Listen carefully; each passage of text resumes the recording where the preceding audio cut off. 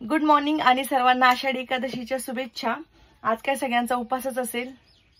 दिदू good morning कर, असं कर। तर सकाळी सकाळी उठून सगळी गाडीमधली क्लिनिंग वगैरे करून घेतली। त्यानंतर मी साबुदाणे भिजत घातले, रात्रीच घालायचे होते पण रात्री नव्हते, मग सकाळी आणले। त्यानंतर सगळी तयारी करून आम्ही निघालो विठ्ठलाच्या मंदिराकडे, जे हम्पीमधील मंदिर आहे। रस्त्याने जाताना जिथे गाडी आमची पार्क होती तिथून 12 किलोमीटर अंतरावर हे मंदिर होतं। मग तिथून जात असताना खूप सुंदर असा निसर्ग होता आणि सध्या पावसाचे पण दिवस असल्यामुळे असं छान ढगाळ वातावरण आहे, मस्त वाटतं। आणि तिथून गाडी पार्क केली। तिथून पुढे जाताना पण मध्ये 1 किलोमीटर अंतरावर ते मंदिर आहे। तर त्यांच्या ज्या गाड्या असतात तिथे ते पर पर्सन 20 रुपये घेतात, पण आम्ही पायीच गेलो होतो कारण मध्ये अजून 1-2 ठिकाण होती 1 किलोमीटर अंतरामध्ये। मग तिथे गेल्यानंतर या विठ्ठल मंदिराच्या आधी हे एक मंदिर होतं। हे मंदिर माहीत नाही कशाचं होतं, पण इथे असं खूप जुन्या काळातलं कोरीव काम केलेलं आहे। त्यानंतर पुढे गेलो पुष्करणी म्हणून, तिथे अशी पायऱ्यांची विहीर होती, एक प्रकारे मोठा तलाव होता। हा बघा किती सुंदर असं दृश्य आहे।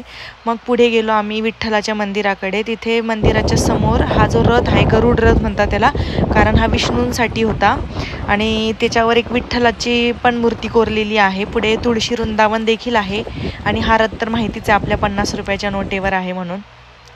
त्यानंतर मंदिराचा जो कळस आहे, येतानाचा जो एंट्री डोअर, त्याच्यावरती हे जे मुकुट दिसतंय तुम्हाला, हे आक्रमणामध्ये तुटलं, तोफेने उडवलं होतं कारण ते सोन्याचं होतं।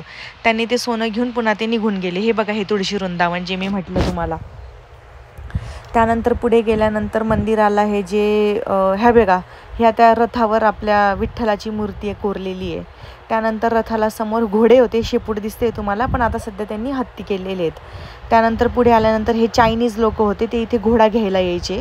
हे बघा, हे त्या कोरलेल्या कामांमधून आपल्याला कळतं, त्यांनी सगळ्या गोष्टींचे वर्णन करून ठेवलेले आहेत। आणि हे जे चायनीज लोक होते, हे बघा, हे इथं जे करतायत ना, याच्यामध्ये ते घोडे चेक करायचे, यांची एज काय आहे, घोड्याची तब्येत कशी आहे, त्याच्यावरून त्यांची प्राईस ठरायची। त्यानंतर हे जे स्तंभ दिसत आहेत, हे कृष्णदेवरायांची पत्नी होती, इथे डान्स करायच्या, कारण या स्तंभांना जर चंदनाच्या काठीने मारलं तर वेगवेगळे स्वर निघायचे आणि त्या डान्स करायच्या। त्यानंतर इथे असं पाणी जाण्यासाठी ड्रिपिंग जी सिस्टम आहे ती होती।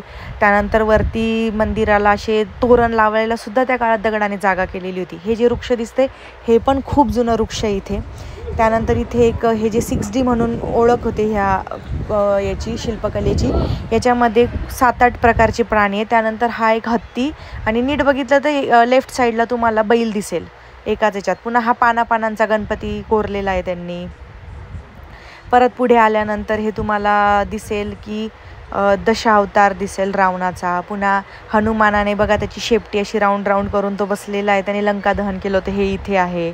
परत हे युनिकॉर्न जे आपण इमॅजिनरी प्राणी म्हणतो, याच्यामध्ये 7-8 प्रकारचे प्राणी। आषाढी एकादशी निमित्त सर्वांना शुभेच्छा। तर आज आम्ही आहेत हम्पीमध्ये, या ठिकाणी आहे विठ्ठलाचं मंदिर, पण यामध्ये विठ्ठल नाही आहेत कारण ह्या विठ्ठलाची पूजा सध्या पूर्ण महाराष्ट्र करत आहे पंढरपूरमध्ये। आणि आपण जे वाक्य म्हणतो, कानडी राजा पंढरीचा, या वाक्याचा अर्थ असा आहे की ही जी विठ्ठलाची मूर्ती होती पंढरपूरला, ती इथून तिथे नेलेली होती। म्हणजे विष्णूंनी हा विठ्ठलाचा अवतार घेऊन ते इथून पंढरपूरला आले होते, म्हणून कर्नाटक म्हणजे कानडी भाषा, म्हणून असं म्हणतात की कानडा राजा पंढरीचा। ह्या वाक्याचा अर्थ आम्हाला आज समजला। घरी परतत असताना आम्हाला ही बैल दिसली। याचं विशेष असं की मला यांची हाईट खूप जास्त वाटली आणि मी पहिल्यांदाच बघितली इतके हायटेड बैल, म्हणून मी तुमच्यासोबत शेअर करते। आणि पुन्हा मग शहर लागलं, पटापट भाजीपाला घेऊन घेतला आणि मग घरी आलो, मस्त फराळाचं बनवलं।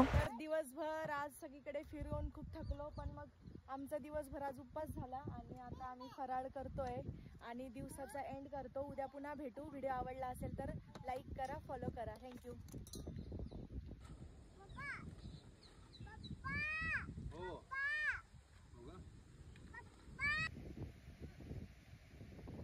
बाहेर छान टेबल वगैरे लावून आम्ही मस्त निवांत बसलो, फराळ खाल्लं।